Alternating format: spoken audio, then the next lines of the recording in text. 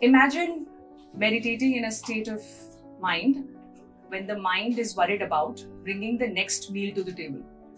When the mind is worried about being loved by your family members, even though you're not able to fulfill their needs.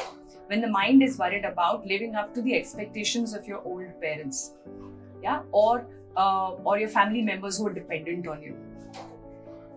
To be able to use the tools with the power that they come with, they need to be used in a stable state of mind and emotions, which means we first cater to our survival. If our survival is not an issue anymore, is when we get to the thriving stage. First, we learn to survive, then we get to thrive. Right? It sounds very nice, and it's a very nice statement to make, that think of a bigger picture, think of a global level issue, create an impact that the world remembers you for. Absolutely. I think somewhere deep within all of us, we have this innate need to make a difference. We have this need to leave a legacy behind. That everybody should know that there was this person who existed once, and this is what he or she's been able to do. But look at the examples that you just gave.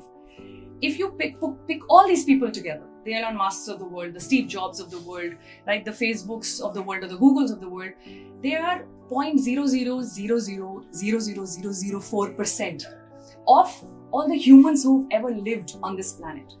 This is the percentage of people who've actually been able to leave a legacy behind in a way that all of us know of them, while they might not know any of us, most of us. Is that my final destination? I don't know.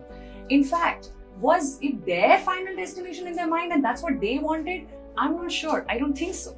I think they were taking one step at a time, and it just came to a point where everybody started idolizing them, where everybody started looking at them as a role model. You've heard Sachin Tendulkar being interviewed time and again, and he's always interviewed on how many records he's broken, and he always says, I had no idea that I was about to break a record. I was just playing yet another match and trying to give my best. Because that's the only attitude with which things will work. Not just to your favor, but to the favor of the world around you, right? So you can't wake up in the morning saying, I'm going to become a hero of this world today by doing what I'm going to do. And this is the level of impact it must create. If you do whatever you do with earnestness, if you're driven with purpose to change the world in a positive way, and you know that you're making that one small step towards it as your contribution, that's where your job ends. Will it multiply into a stage where it creates an impact? That's a byproduct. That is an eventuality which might or might not happen. But with this earnestness, if you go ahead, it might just happen. The probability of that happening is much higher compared to somebody who's imagining themselves to be on the page of the Forbes magazine as the most impactful person or the top 10 impactful people on the globe. And that's my destination.